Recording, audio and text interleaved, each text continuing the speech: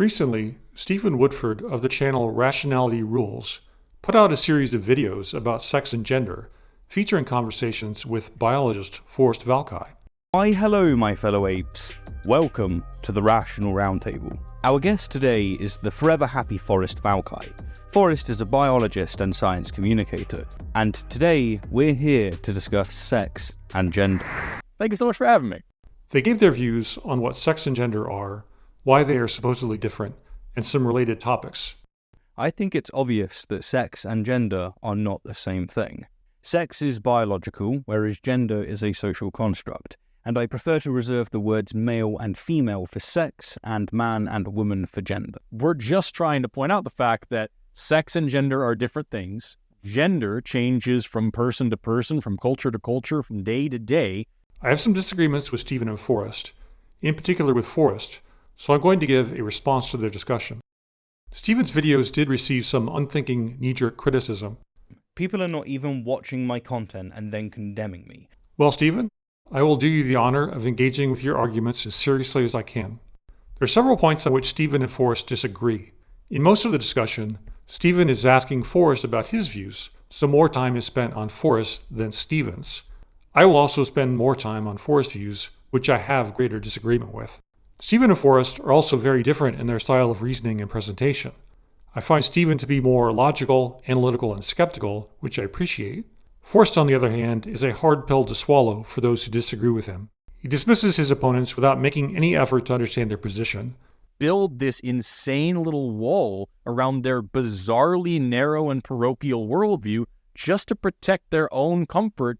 He suggests his opponents are bigots. This is the opportunity for mixing homophobia and sexism into the diarrhea martini called transphobia. And his commentary is just dripping with sarcasm. It's not that this one civilization that we live in bulldozed through the entire world and murdered everybody who disagreed with them. No, certainly not that. It's just that all these other cultures were just liberals. Maybe Forrest is just too used to refuting young Earth creationism.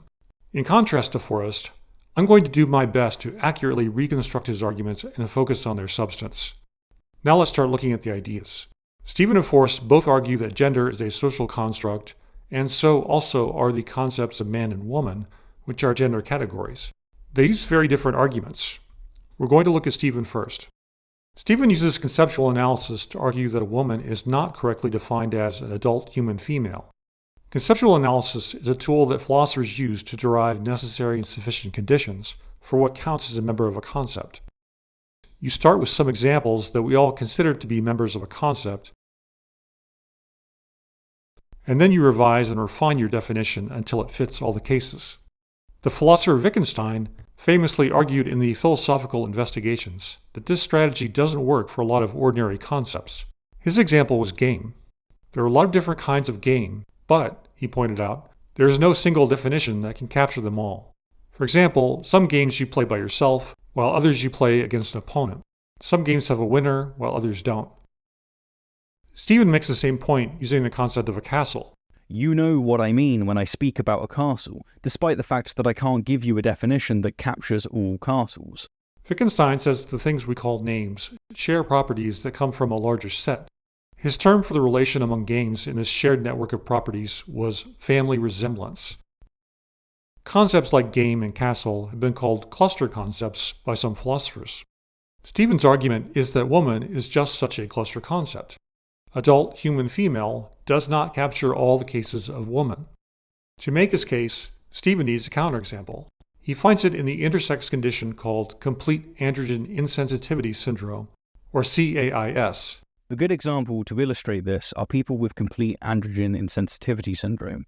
While they are, per my view, male, that is, they have XY chromosomes and small gametes, they develop outwardly as females due to insensitivity to male sex hormones. As a result, these males are often mistaken as female at birth and are often raised as girls. In fact, if you didn't know that they had this condition, you absolutely would mistake many of them as female. In this case, a person who is biologically male develops female genitalia and secondary sexual characteristics and appears to be female.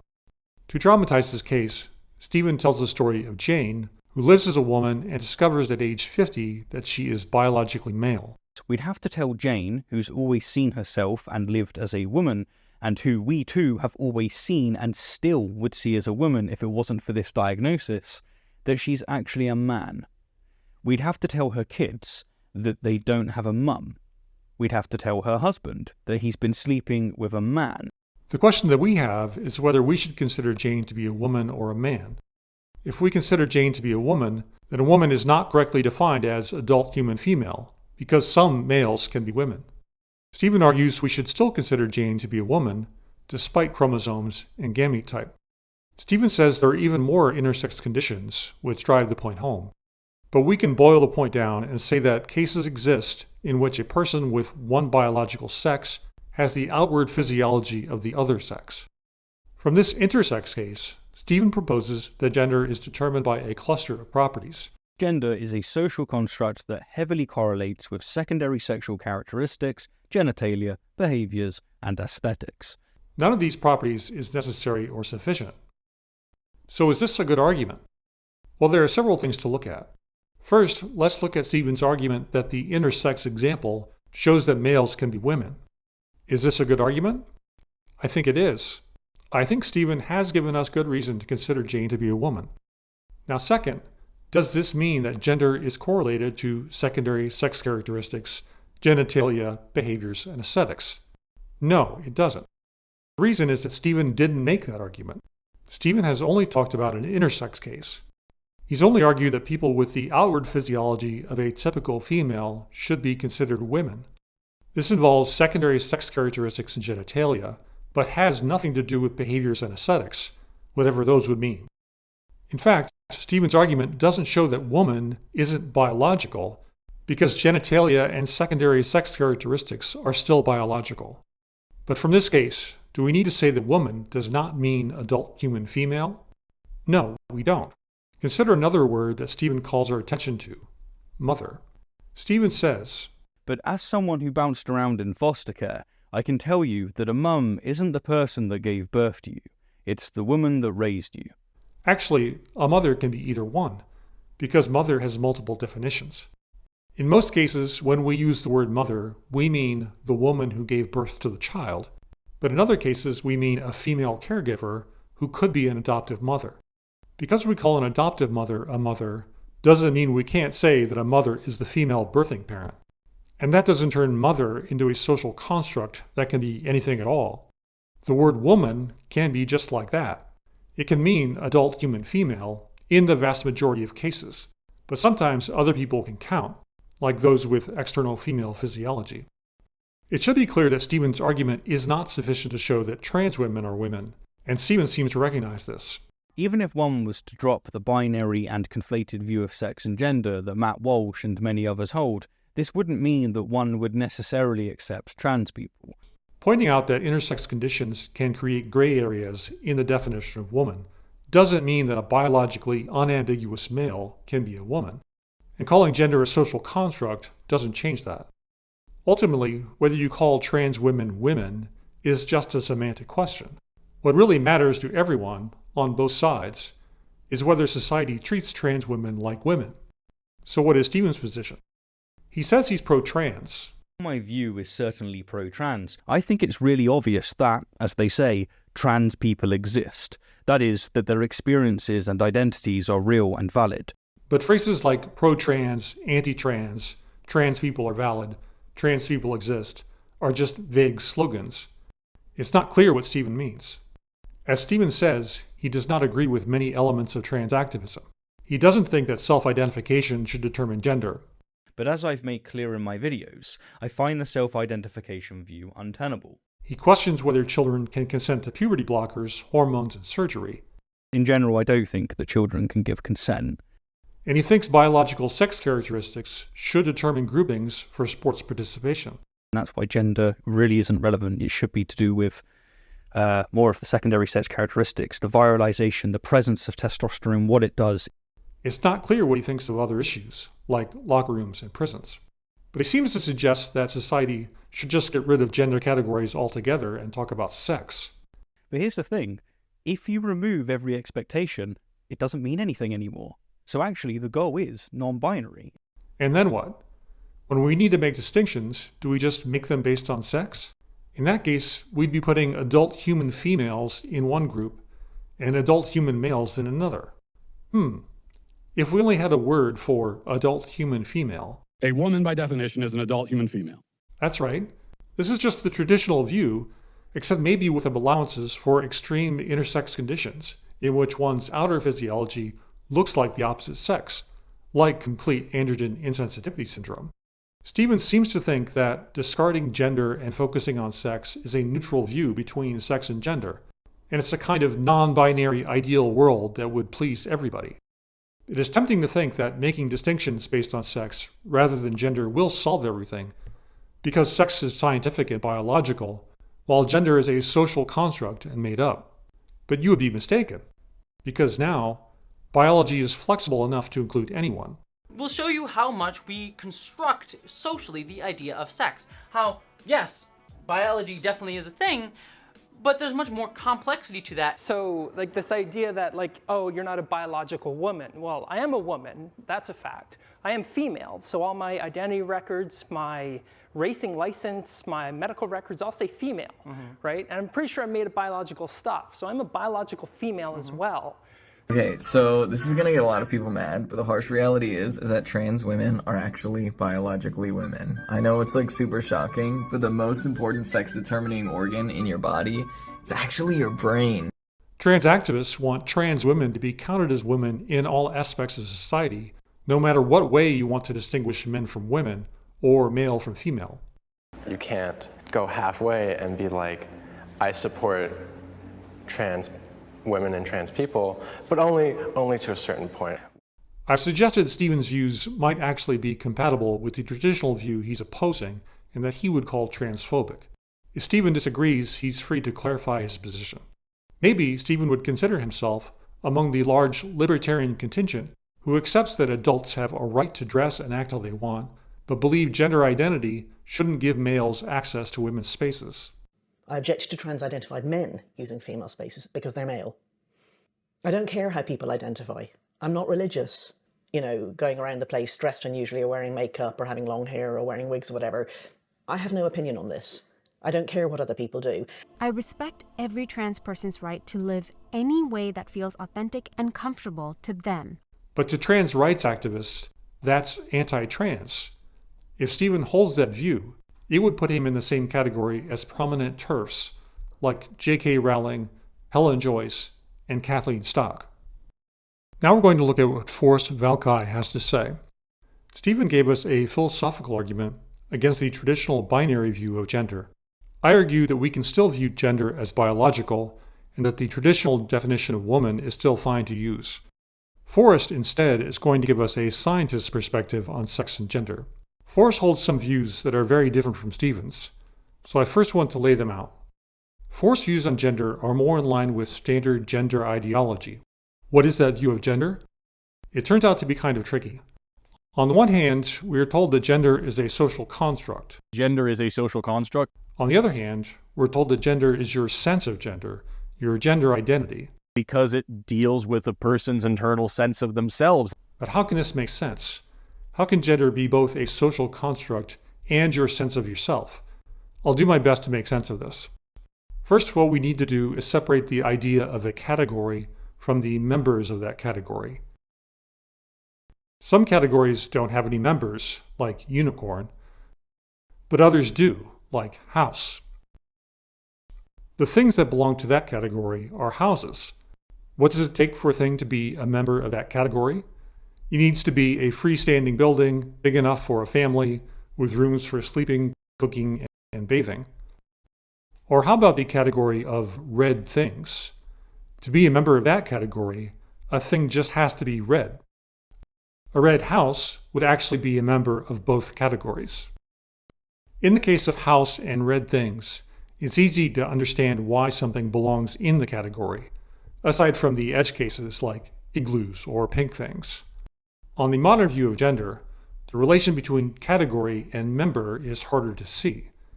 The categories, man and woman, we are told, are social constructs. Forrest considers the WHO to be an authority. So let's see what they say. Here's the World Health Organization's stance.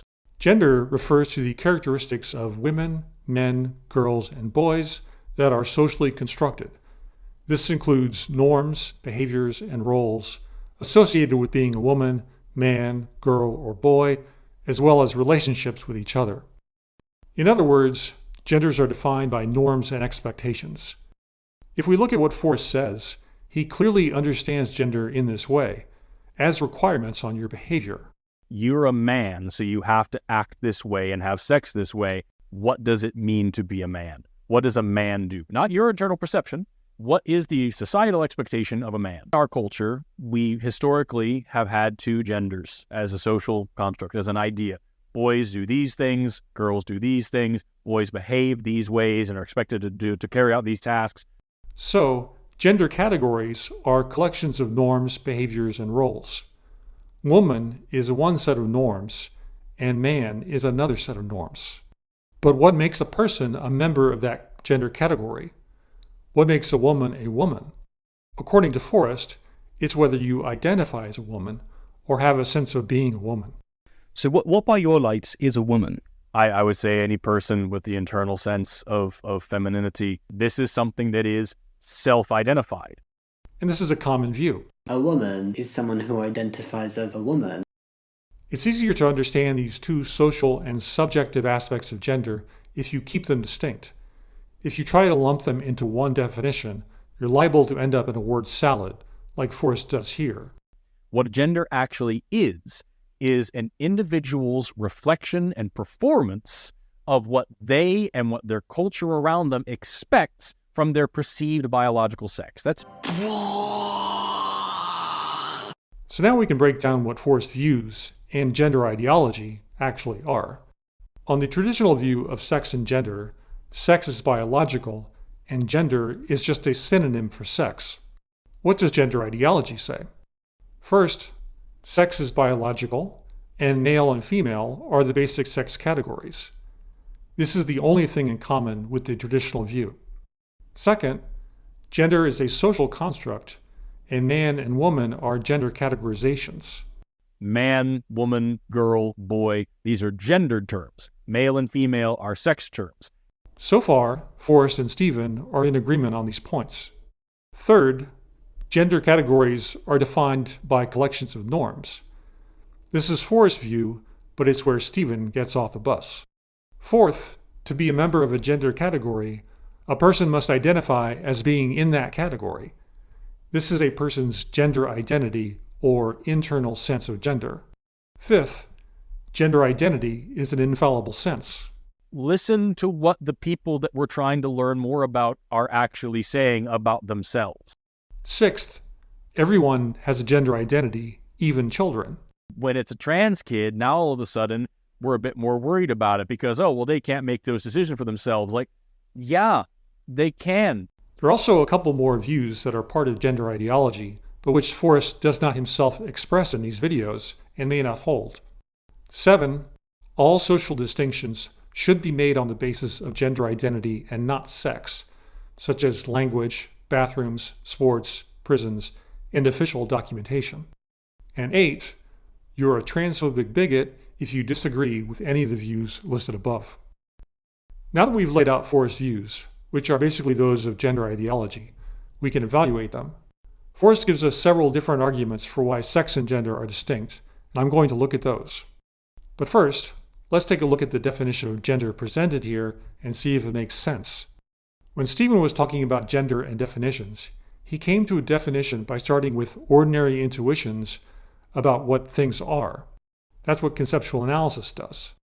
Wittgenstein did that with the concept of game, and Stephen did that with the concepts of castle and woman.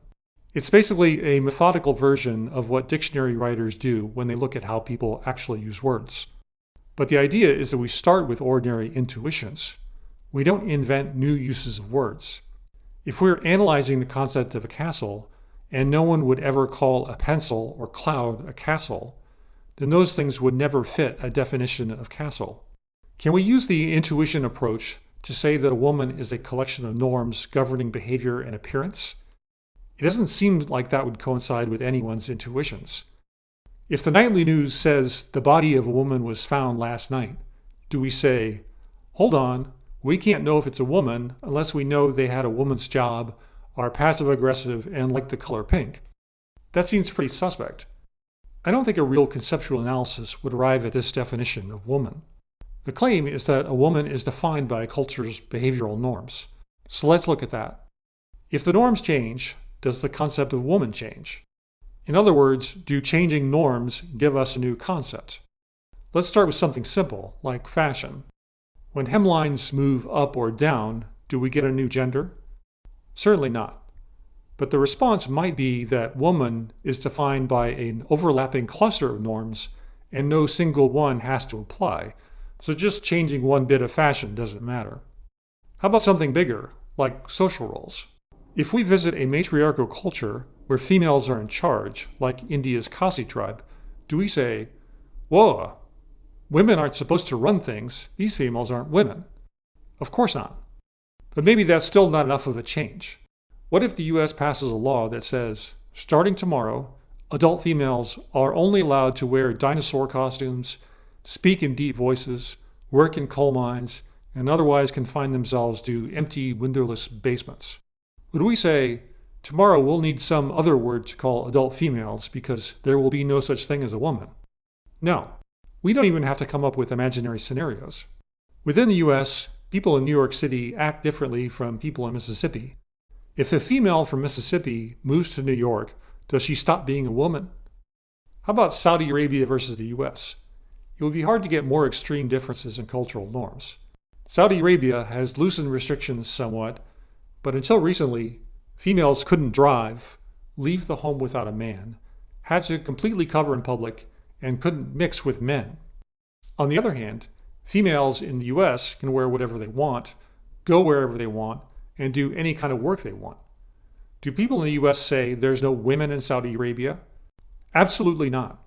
We say those women don't have rights. In fact, is there any culture in the world at all where we would look at their female population and say, they're just not women because they have a completely different set of norms? If you can't name one culture where this is true, then the definition is simply false. However, someone still might say, you've got it wrong. A woman isn't just a collection of norms in a culture. It's the collection of norms in a culture that apply to the female sex. So, if the norms in the culture change, they still define woman because they still apply to females. Is this a reasonable definition of woman? Again, this matches no one's intuitions of what a woman is. It's just made up by academics and has no resemblance to actual linguistic usage. But unlike the previous definition, the thought experiment of imagining a female in different cultures doesn't present a problem. A female in the US and a female in Saudi Arabia are both women by definition, because their cultural norms, although vastly different, both apply to females. But let's try another thought experiment. Suppose we imagine a liberal utopian world where men and women are free to dress however they like or do whatever job they like. Maybe they all wear the same clothing even. It's not really hard to imagine because it would basically look like some spin-off of Star Trek. Would we say that in this world there are no men and women? No, not in the ordinary usage of man and woman. Only a radical gender theorist with their own stipulative definition would say yes. We can ignore them when we're defining our common words. What's even worse for gender ideology is that it's not at all clear how sex-specific norms define a category that trans people can opt into. If a male is allowed to opt into female-specific norms, then they're not female-specific norms. So if a male can be a woman, woman can't be defined as a collection of norms that apply specifically to females. This definition of woman would completely exclude trans women. Checkmate! The idea that man and woman are norms is a complete fiction. Nobody uses the words that way. They literally think that when a doctor see the presence of a penis, when they say that it's a boy, or when they put, male on the birth certificate, that they're assigning it a social role, an expectation. It's merely a usage that was invented by academics and intellectuals. So why would anyone think these define the concept of man and woman? One reason is an argument that I'll call the manly man argument. In fact, you have to say it exactly like that. Manly man. What is a man? What makes a man a manly man? Manly man. The argument is that what it means to be a man has changed. And there was a time when men would wear powder makeup to make their skin white and put on beauty marks and wear powdered wigs. It was manly for a man to faint and swoon and weep with emotion. All things that certainly wouldn't be considered super manly in like 1960s America. The claim here isn't just that men's fashions have changed. It's that some ideal conception of man has changed. Along with the manly man, we also have the girly girl, which has changed over the years. Does this argument show that the concept of man is defined by a collection of norms? How about no? This is an example of an argument that sounds smart on the surface, but if you dig a little deeper, it's actually pretty dumb. Like asking why there are still monkeys if evolution is true. Then we were evolved from monkeys. Why we still got monkeys? We talk this way a lot when we're just evaluating something as good or bad, or talking poetically about it. Here's an article about what it means to be a doctor that says, to be a good doctor, you should have the combination of passion and moral interests and knowledge found in no other profession. It's not giving a definition of a doctor. We can also talk about what it means to be a mother, or what it means to be a friend. A friend sends notes back and forth all day and doesn't care that you can't spell. We can talk about what it means to be brave, or part of a team. If I say Domino's isn't real pizza, am I giving a definition of pizza or just being a snob? What about processed food isn't real food? A Chihuahua isn't a real dog. The Bundys aren't a real family, but the Waltons are. These are stereotypes or ideal forms. Nobody confuses them with definitions. Just like nobody confuses manly man and girly girl with definitions of man and girl. In fact, it's hard to even talk about the changes in manhood without assuming there's some underlying concept of man, thereby contradicting yourself. That's exactly what Forrest does when he talks about what men used to do. There was a time when men would wear powder makeup to make their skin white. To even make his point, Forrest has to use a concept of man that's independent of the social norms. The manly man argument is so silly, it's hard to believe that intelligent people buy into it. But that's not the only reason people think gender is defined by norms. There's a linguistic sleight of hand that has tricked people into parroting the absurd. It's actually just a linguistic trick. The trick works like this. First, you start with an uncontroversial observation. Societies have norms and expectations for the sexes. Okay, nobody disagrees with that. Next, you stipulate that you're going to use the word gender to mean sets of norms for sexes. Okay, if you want to stipulate your technical usage of a term, go ahead. Oh, but the same term, gender, has another meaning. It's also used in the general population as a synonym for man and woman. Historically, gender was a kind of polite word for sex. One of the fundamental problems with this is that the word sex, biological sex, is the same word as the word for the act. Now you can draw the conclusion through equivocation. Man and woman are socially constructed sets of norms. But this is fallacious. What you've shown is complete baloney. It's bad reasoning based on using the word gender ambiguously. And make no mistake, the word gender has been used to mean sex for a very long time. The Oxford English Dictionary cites uses of gender to mean sex from the early 1900s, 1800s, 1700s, and even further back. It is incorrect to say gender was introduced by academics in the 1950s and 60s. When did the word gender start catching on? So the word gender became more popular in the scientific literature starting around the 1950s.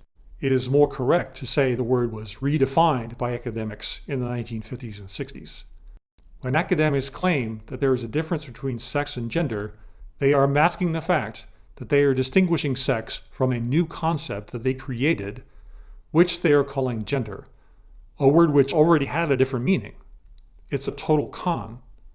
Okay, I've argued that the ideological definition of man and woman is completely unintuitive, but Forrest gives several arguments for why sex and gender are different, why gender is a social construct, and so why we should accept these new definitions of man and woman. I see four arguments in Forrest's discussion. An argument from changing gender norms within a society, an argument from gender-diverse cultures, an argument from sexual variation or the sex spectrum, and an argument from science textbooks. I'm going to look at each one.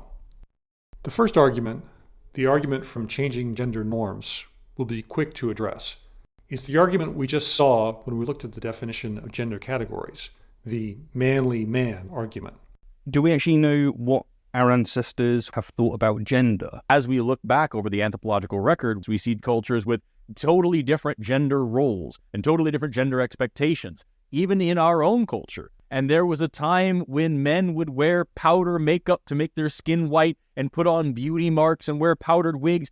The argument is that because gender norms have changed over the years, that what was considered manly 250 years ago would not be considered manly today, that we need to separate sex from gender, and gender is a social construct. But this is just false. As we saw, it is flat wrong to take the manly man to be a definition of man. Sure, the social norms changed, but that doesn't show the definition of man has changed. And we saw with Forrest's own description, you have to refer to a constant concept of man to even talk about the changing norms. So this argument is a complete failure. The second argument is that because we've encountered cultures with other gender categories, we have to take sex and gender to be separate. We see tons of gender-diverse cultures across the world and throughout history. We see cultures with more than two genders. You can look at the Hijra people in India. You can see third genders in Hawaii and in South America and in Africa. And you can even see, if you go to PBS, there's a map of gender-diverse cultures around the world where you can sit here and click and play and interact and learn more about it. This is not a secret in the bioanthropological community. This is a much more complex idea. Let's walk through this slowly. Does encountering these gender-diverse cultures mean that man and woman are genders and are separate from sex? Let's consider the Hijra in India. Hijras are typically people who are born male, become initiated into an organized community, adopt feminine appearance, and sometimes undergo castration. Suppose our culture has never encountered a culture with more than two sex-based categories of people. Now we encounter this culture where there are three categories of people. We still have two categories. Are we now forced to change the meaning of our categories, man and woman? Do we have to define woman as a social construct? Forrest seems to think so. But why would we have to? Suppose we encounter a culture that counts in base 12 instead of base 10. Do we have to change our number system? No. We can just translate between base 12 and base 10. We can talk about their culture and still keep our number system. Or maybe they have a different system of weights and measures. We just translate the systems. The same thing applies when we encounter another culture's sex-based categories. We have two categories and the new culture has three. We can just translate between them. We can talk about their categories in our terms. We don't have to redefine our terms man and woman. Forrest might say, well, we can't impose our categories on them because that's telling them what to do. You can't have somebody from here in America or from there in the UK and have our understanding of gender, and then we go over to Australia and we meet with the sister girls and the brother boys, the transgendered indigenous communities there, and say, oh, no, you're doing it wrong. See, we did this way and that's how you have to do it. That's colonizer bullshit. But Forrest has this idea that gender categories are normative, and that by calling someone a girl or boy, you're actually telling them how to act. You're a man, so you have to act this way. That's just false. For some reason, a lot of smart people have gotten this really dumb idea into their heads. If a person wants to mix and match this, why is your job to tell them not to? Yeah, Hold go on. ahead. So first of all, we've spoken to all sorts of people about this issue. I do not know a single person who wants to prevent people from dressing how they want or behaving how they want or choosing any name that they want. Let's consider some hypothetical examples. What if we found a culture that put all barren females into a third category and made them live in huts on the edge of town with no human contact until they die because they're considered unclean? Would we say, wow, interesting, those people aren't women? No. We'd be horrified and we just say that these are women who are being forced into a third-class existence. We wouldn't redefine man and woman. Or what if a culture puts all gay men into a third category because they're gay? Why should that make us change our understanding of a man? In our culture, a gay man is still a man. No third gender is needed. When we talk about their category, we can just call them gay men. No redefinition of man is needed. In fact, we would again consider this culture aggressive and nothing to emulate. As it turns out, that last example isn't actually far-fetched. Let's look at that PBS gender diversity map. According to the map, the Alaya and Hwame genders of the Mojave are just gay. The Sakrata of Madagascar are boys who are raised differently because they're effeminate. In Oman and Iran, there are third genders of people born male who act like women. But these are both Islamic states where homosexuality is criminalized. In Samoa, where gay sex is criminalized, they have a long history of the Fa'afafine, a third gender of people who are born male. Boys who are effeminate are actually steered into the Fa'afafine. In fact, it looks a lot like these third genders exist in these cultures as a way to get around repressive laws on homosexuality and aren't free expressions of a person's true gender identity. We would consider these practices barbaric if they existed in the United States. In other cultures on the map, there are third genders of females who work in traditionally male roles. It's almost as if the females found a way around repressive norms in their culture by just declaring they're not women. It sounds like a way to find a job you want rather than a way to express your inner sense of who you are. None of this would mean that we need to redefine what a woman is in our culture. We don't need a gender loophole to allow women to be doctors or lawyers or CEOs or tribal chiefs. And what about gender identity? Do these multi-gender cultures tell us anything about that? Does the existence of a third gender show that anyone can identify with whatever gender imaginable? No. As anthropologists tell us, these third genders are culture-specific. They can't be appropriated. The existence of a category in a culture has no bearing on what another culture can do. A person in India can't identify as Fa'afafine, and a person in Samoa can't identify as a Hijra.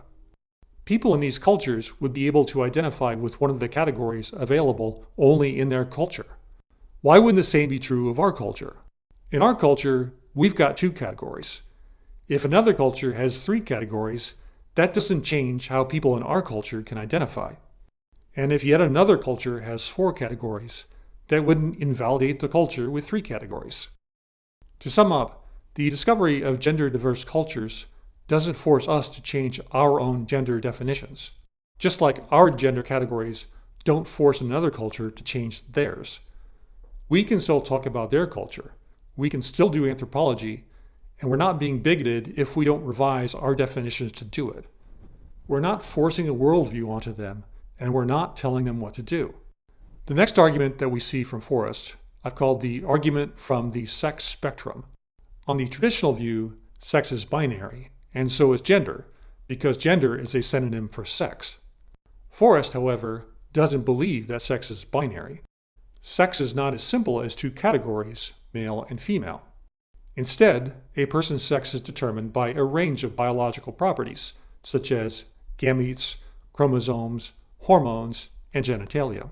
Is that you have a camp of people who are saying, no, it is a strict binary, and a lot of people, myself included, who say that actually it just isn't. That sex is not just a strict on-off switch. It's a multivariate system. You can define sex through gametes, through chromosomes, through hormones, through internal genitalia, through external genitalia, through all sorts of different ways.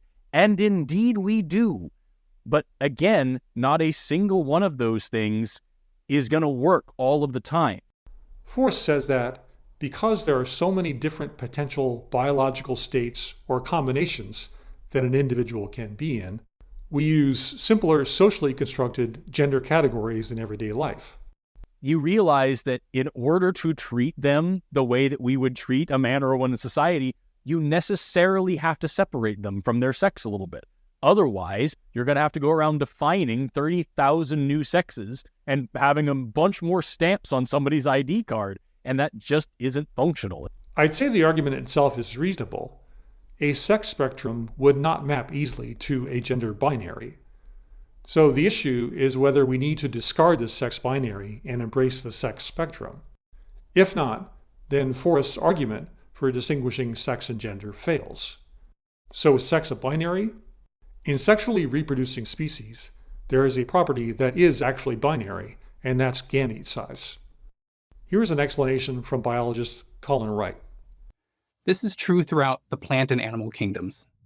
An organism's sex is defined by the type of gamete, sperm or ova, it can or would produce. Males have the function of producing sperm, or small gametes, and females ova, or large ones. There is no third gamete type. Gamete size is a more accurate classification than chromosomes. In humans, female chromosomes are usually XX and male chromosomes XY. But that's not always the case, and it's not the case for other species.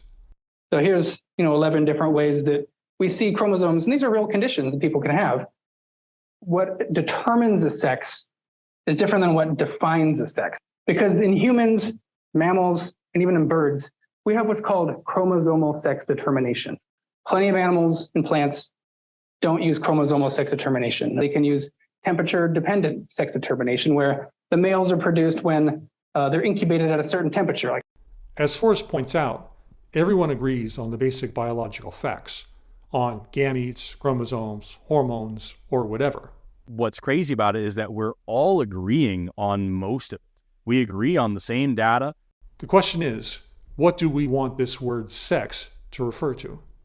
When Stephen suggests that we can define sex in terms of gamete type, Forrest suggests there are several problems for the view.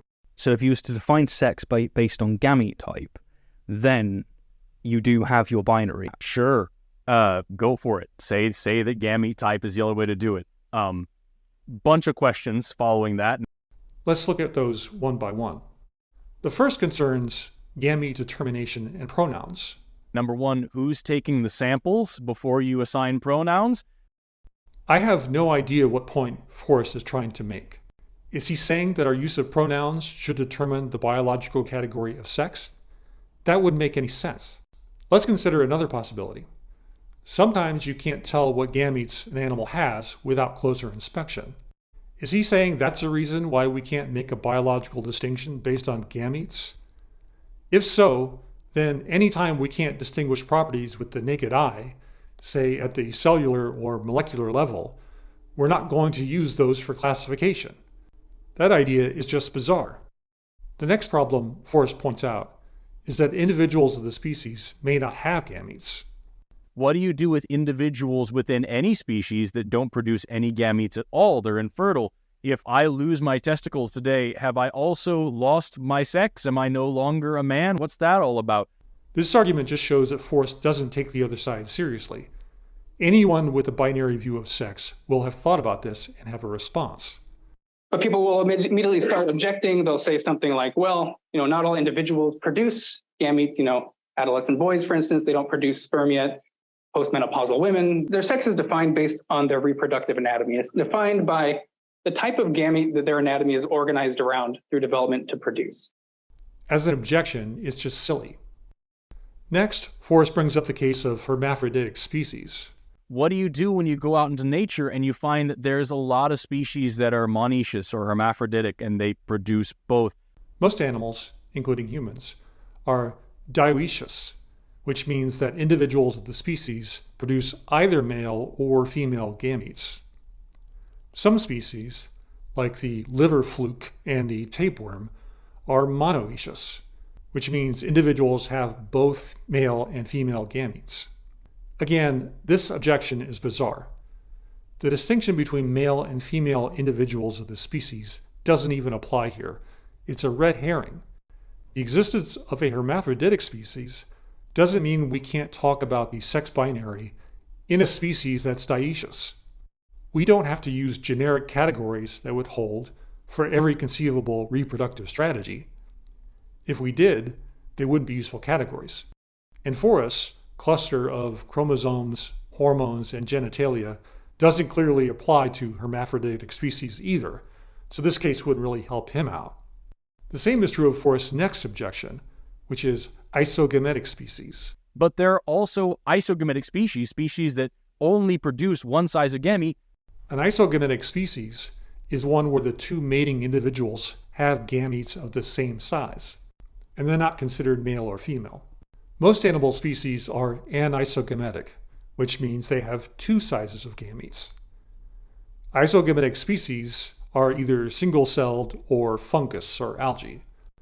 Obviously, the gamete binary doesn't apply. It's not supposed to. The last objection is similar. And they're also parthenogenic species. Common example is whiptail lizards. They're all female, and yet they still need to engage in sex with another female in order to fertilize their own eggs. So there you have gendered behavior. Parthenogenesis is asexual reproduction. Asexual reproduction presents no problems for the male-female distinction. It actually assumes the distinction. The whiptail lizards resulted from hybrids of other sexual species, and they have only females who reproduce asexually. But whiptail lizards also have mating-like behaviors, where one lizard acts like the male of a similar species, while another acts like the female. Forrest seems to think that's a problem for the binary view of sex, but it's not. It's just an unusual case of asexual reproduction, which has nothing to do with describing sexual reproduction. Forrest also mentions some intersex conditions in the same discussion. Some of these are just cases of chromosomal variation, where the individual is unambiguously male or female. Well, there's also Klinefelter syndrome, where you have XXY, and you can also have XYY, and Turner syndrome, where you have X and then nothing else after that. And doesn't present a problem at all for the gamete view. But does biology even need to specify precisely the sex for every possible case of human development? As Colin points out, if there are cases that are ambiguous from a gamete standpoint, that doesn't mean the classification of sex for all other individuals has to be changed. I think we play into the activist hand when we're saying we need to have a ready-made answer for every single intersex condition they can possibly dredge out of the history of medicine, and just have you saying male, female on that one. And then once they get you mumbling and stumbling on this weird presentation that you've never seen before, then they've got you. Aha, sex is a spectrum. You can't tell me what this one is. I just wouldn't take the bait on that. Just say some people could be sexually ambiguous. That doesn't mean that we're all sexually ambiguous to some degree. Ambiguous cases don't require that we turn sex into a spectrum, just so everybody can fit onto it. What if a true hermaphroditic person one day were born? Would that mean we can no longer call anyone else male or female based on gamete size? No. The male-female distinction would still be useful, as it is now. The vast majority of humans are unambiguously male or female, and there is no need for a spectrum to classify them. So, Forrest's arguments against the sex binary are failures, some of them being completely nonsensical. Forrest does suggest why he likes the spectrum view. One reason has to do with human rights and dignities. The binary sex view works for many biological explanations, but not for social conditions. I understand that from an evolutionary perspective, it's doing these things, that's great. But when you're dealing with humans, and when you're dealing with human rights and responsibilities and dignities, use population thinking. Here's the variation of humans today, and we're not looking at their evolutionary fitness by which bathroom they're allowed to use. That's not what we're trying to do. We're just figuring out how to treat people in society. He even suggests that the non-binary view is specially needed just for humans. Functionally binary? Sure, go for it. Talk about other species as binary. Doesn't matter. But don't try to use that same type of thinking when you're talking about real people in the real world. This is a really strange argument. First of all, it's not at all clear why a binary sex classification harms human rights and dignity. And second, human rights and dignities, while important, shouldn't dictate biological categories. If society unjustly discriminates because of biological categories, the remedy should be to eliminate the discrimination, not to change the categories. Does Forrest think we should have to change our scientific categories if a religion is offended by evolution or astronomy? Of course he doesn't. Social considerations don't apply. The same is true of sex categories. Forrest also thinks that the binary sex classification is reductive and insulting. As someone who is staunchly feminist myself, I see the attempt to try to boil women down to their organs or their chromosomes or their ability to reproduce as grossly anti-feminist. It's like calling a woman just a thing that gives birth. What you just said is one of the most insanely idiotic things I have ever heard. Anyone giving this even a second of serious thought would realize it's completely ridiculous. It fails to grasp what an adjective or classification even is. If I say, you're a lawyer, am I saying you are merely a thing with a law degree? Or if I say you play basketball, am I saying you're only a person who throws a ball around? No one is saying that's all you are. We classify people in a lot of ways. The classifications are informative, overlapping, and harmless. You're male, female, a teacher, an artist, a parent, a child, a friend. Classifications aren't supposed to capture every aspect of a person's existence. Also, if you believe classification by reproductive biology is insulting to women, as someone who is staunchly feminist myself, you'd also have to think it's insulting to men, but for some reason Forrest doesn't seem to think so. The last argument that Forrest gives for separating sex and gender is an appeal to the experts, in the form of biology and anthropology textbooks. What are some effective ways to address misconceptions or misinformation about the separation of sex and gender? My favorite way to do this, personally, is just to show them actual introductory biology textbooks that say these things and say, all right, so did the scientists who wrote this textbook and the professors who teach out of this textbook, are they all wrong or are you wrong? Forrest says it's not fallacious reasoning to appeal to the experts. It's not an appeal to authority to say, here's the World Health Organization's stance on gender being different than sex. Well, technically, it is an appeal to authority, but I don't think there's anything inherently wrong with that.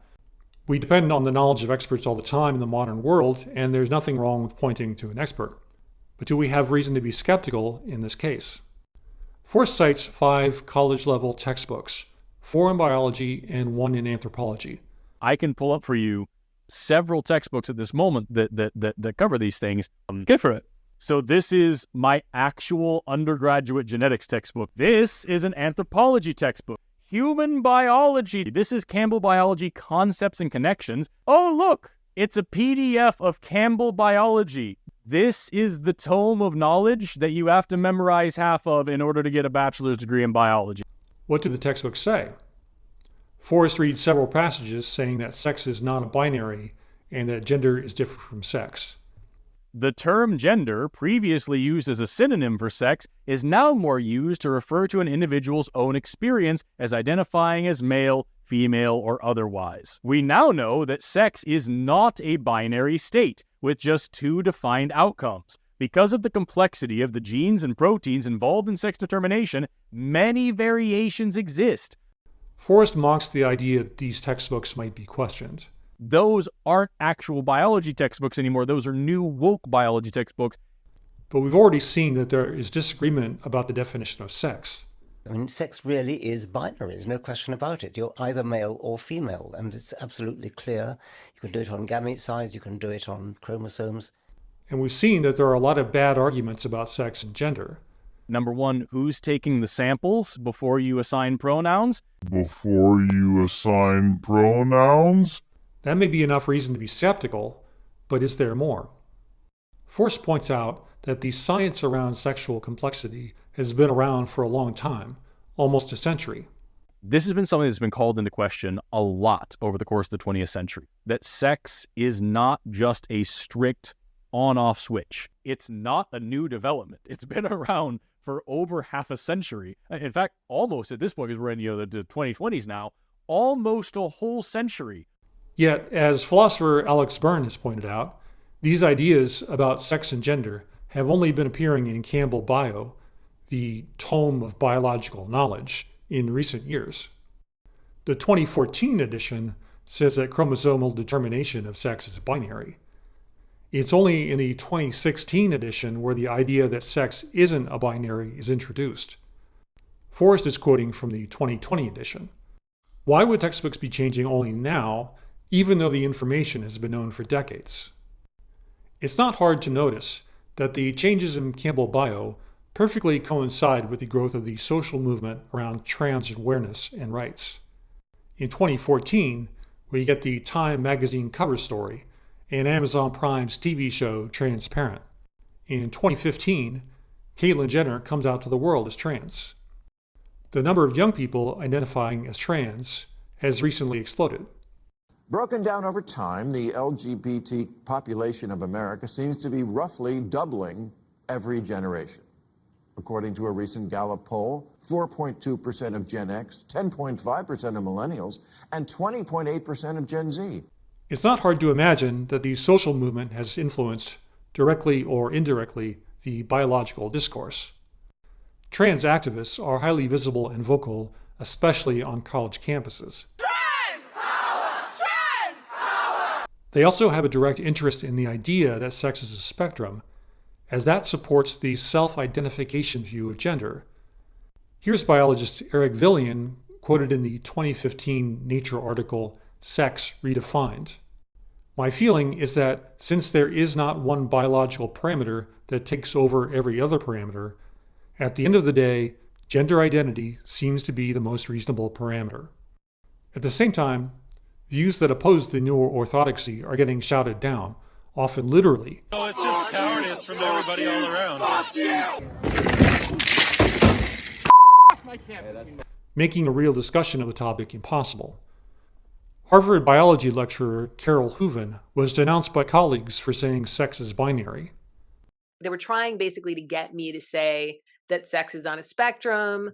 Spectrum is beautiful. I'm not saying any of that. I'm a science educator and I'm here to describe how the world works to the best of my ability. People are scared shitless. They are scared of losing their jobs. They're scared of being branded transphobic. Biologist Colin Wright abandoned academia. And then when I saw people from within the university making these crazy claims, like there's 5 sexes or sex is a spectrum, I initially thought I could just present them with the updated evidence of like, oh, these people are just confused about what sex is. I was expecting to receive back sort of their evidence, but instead I just was called all sorts of names. They called me a transphobe, I'm just, alt-right. And what about anthropology? Just this year, a panel discussion in biological sex was pulled from the American Anthropological Association and Canadian Anthropological Society 2023 conference, because the organizers disagreed with the ideas and thought they would be harmful to attendees. Nobody has to go to the talk. Or you know what they could also do? They could go there and debate them. They were literally hosting things like trans Latinx methodologies and exploring activist anthropology. So basically like social justice nonsense. But talking about biological sex is just not rigorous enough. The president of the Anthropological Association said that academic freedom wasn't infringed because the association is a professional organization and not an academic institution. But if opposing views aren't allowed in conferences or journals, you're artificially creating consensus in the entire field by quashing dissent.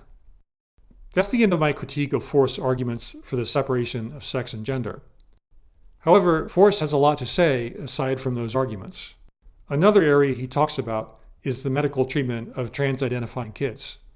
Before we look at claims about medical care, let's look at the idea that the numbers of trans-identifying kids is rising because they were always there and only now free to come out. Forrest makes the popular left-handedness argument to say that there is a natural level of trans-identification in society and it's not the result of social influence.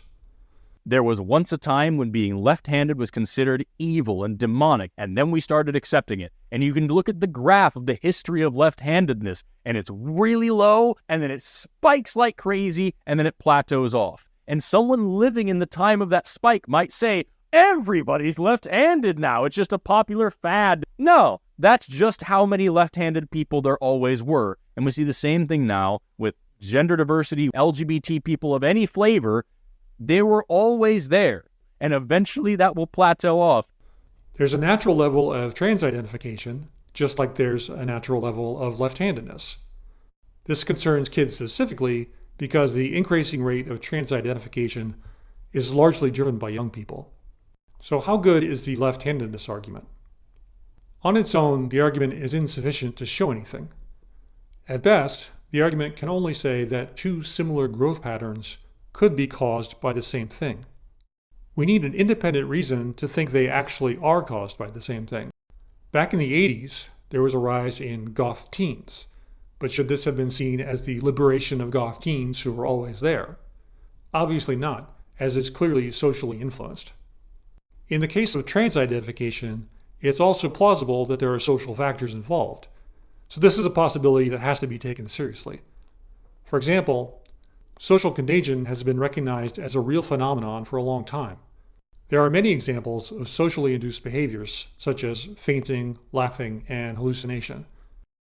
And girls are especially susceptible. Eating disorders are known to be socially contagious.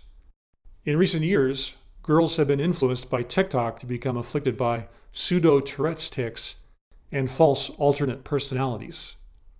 There have been dueling studies about whether trans identification is a social contagion, and I'm not going to break those down. But what seems more plausible? That there are natural societal levels of agender, bigender, and demigender teens, or rather that young people have latched onto something they found on TikTok. What makes the natural explanation particularly suspect is that no objective criteria exist for determining whether someone is trans. Trans identification used to be associated with gender dysphoria, and gender-affirming care was developed as treatment for gender dysphoria. It has long been recognized that a tiny percentage of the population may be gender dysphoric. But the gender dysphoria view of trans is now considered transmedicalist and a form of gatekeeping, which is considered evil. And so trans identity is now open to a much larger percentage of the population. 20.8% of Gen Z. But there is a problem. While gender dysphoria is a diagnosable psychological condition, the new concept of gender identity has no reasonable objective criteria whatsoever. It's so nebulous that people can't even tell if they're trans, so they go on a years-long gender journey and take quizzes with questions like, how do you react to disagreement? And what toys did you play with? A lot of gender identity theory seems to have purely to do with stereotypes. So maybe you find yourself wanting to dress more like a boy and doing more boy activities. Maybe your dot on this circle would be more towards the male side of the actual gender circle. Does this seem like a phenomenon that can be accurately measured? Even more problematic is that different definitions exist for gender identity, and none of them actually explain what it is. The Human Rights Commission says it's one's innermost concept of self, as male, female, a blend of both, or neither. The WHO says it's a person's deeply felt, internal and individual experience of gender.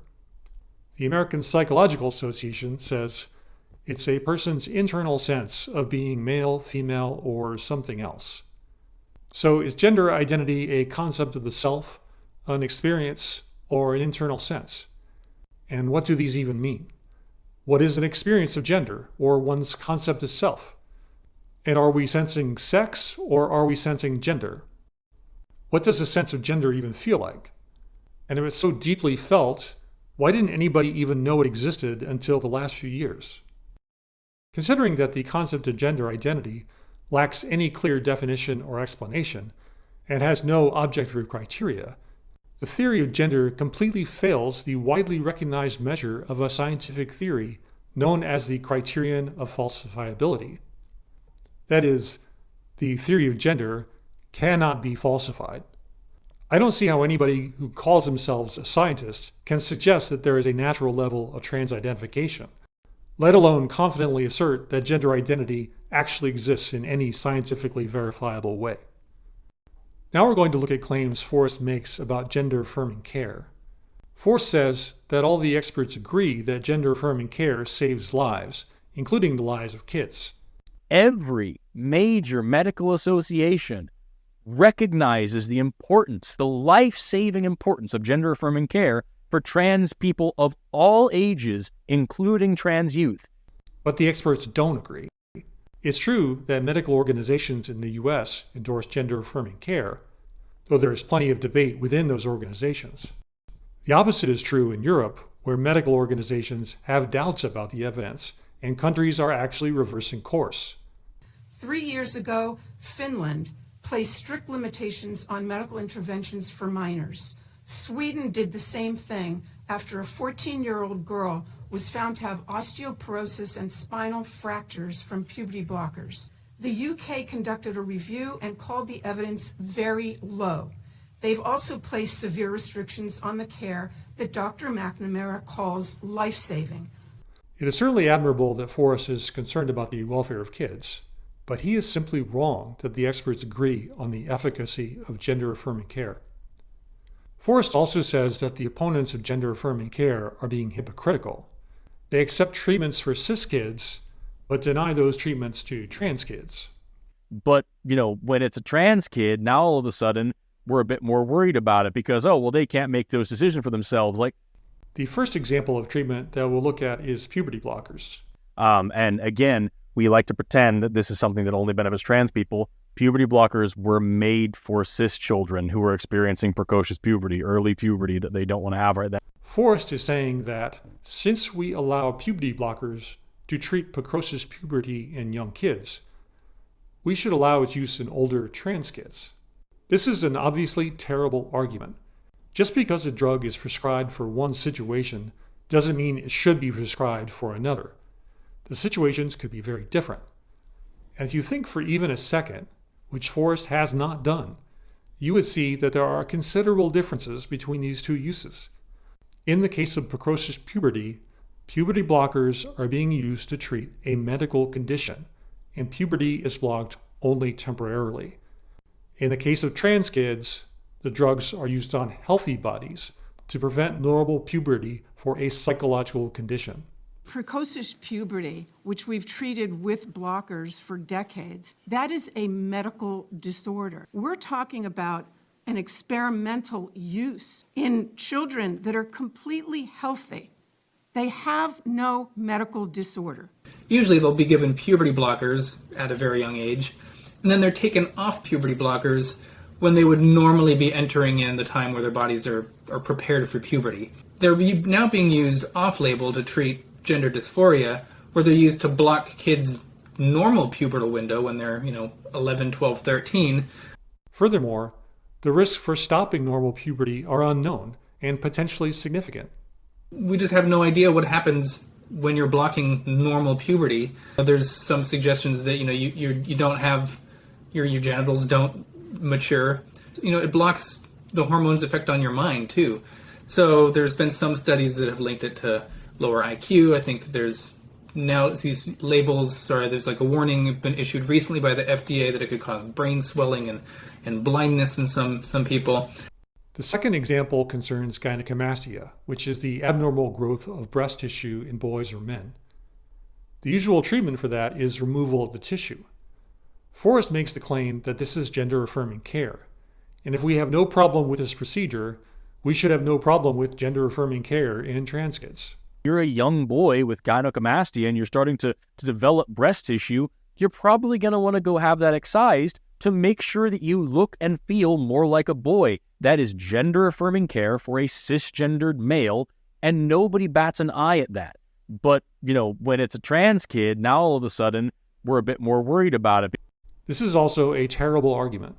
First, saying the treatment of gynecomastia is gender-affirming care is completely disingenuous.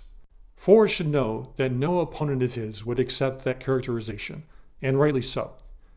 Gender-affirming care refers to treatment for someone whose gender identity doesn't align with their biological sex. These are normal, healthy bodies that are being altered because of a psychological condition. Treatment of gynecomastia, on the other hand, is not that at all. Gynecomastia is an abnormal growth, which is a medical condition. There is no incongruity between sex and gender identity. In fact, we don't even need the concept of gender identity to describe the procedure. It's the removal of an abnormal growth, like the removal of a benign tumor or a skin tag. The logic of the argument is bad too. Even if you call the removal of gynecomastia gender-affirming care, that doesn't mean anything called gender-affirming care should be equally acceptable. we have to look at the actual differences between the procedures. Are there significant differences here? Clearly, yes. One is a routine procedure to correct a medical abnormality with no long-term effects. On the other hand, gender-affirming treatments, which include puberty blockers, hormones, and surgery, are for a psychological condition and can lead to a variety of complications, such as heart problems, weight gain, diabetes, stroke, as well as infertility and sexual dysfunction. The fourth impact of hormone therapy is on the reproductive system. Within a few months of beginning hormone therapy, you must assume that you will become permanently and irreversibly sterile. Of course, famously, the former president of WPATH, Marcy Bowers, says every single child who was truly blocked at Tanner stage 2, that's the kind of very early puberty suppression, has never experienced orgasm. I mean, it's really about zero. The last point we'll look at from Forrest is his claims about how careful the process is for kids transitioning. It's not like there's a doctor just walking down the hallway with a pair of hedge clippers, lopping off dongs of every kid who says he wants to be a girl. There's a long process of therapy and of doctors and psychologists and therapists, like all sorts of things that go into this. In Forrest's mind, the process is rigorous and goes through a variety of professionals who are screening children and making sure they're getting the appropriate treatment. Forrest seems to think this is a process we can trust. However, there are many accounts that suggest this is not the case.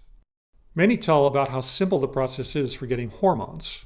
So within like a couple of sessions, this therapist recommended to me that I should start testosterone. I was prescribed the testosterone over the phone, and there weren't actually any tests required to get it. Like, she wrote me the prescription that day and I picked it up that day. I waltzed my little ass up into that doctor's office and I left on testosterone. I was 15 years old. What if I had been wrong? So I got that recommendation letter from this therapist that I'd spoken to for maybe like 30 minutes. And then I was given my prescription and I was on my merry little way, and I was able to start testosterone like the next day. I was 16 years old. Many talk about gaming the system by threatening self-harm.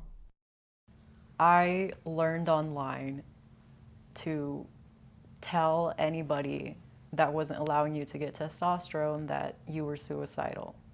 All I knew was this community online and these people at school telling me to say these things. And eventually you do believe it. I used, of course, the argument of, would you rather have a trans son or a dead daughter? And I guilt-tripped them to no end. I begged and begged and begged. If you don't have gender dysphoria, just lie about it. Many talk about being influenced by social media. I was really depressed and I was really, really lost. And it was around this time that COVID hit and everything was locked down. And these people on TikTok were posting all of this content about documenting their transition. So I saw all of these videos and I decided that I was non-binary. People online telling me what it meant to be trans, it just made sense. You know, I hated being a girl. They also tell you that whoever doesn't accept you doesn't love you, and they're awful people, even if they're your parents. And it shouldn't matter to you because we're your family. I would ask Forrest, does this sound like a process that we can trust to do what's best for kids? I'm going to end with testimony from Chloe Cole about how she was failed by the so-called medical experts on gender. When my specialist first told my parents that they could have a dead daughter or a live transgender son, I wasn't suicidal.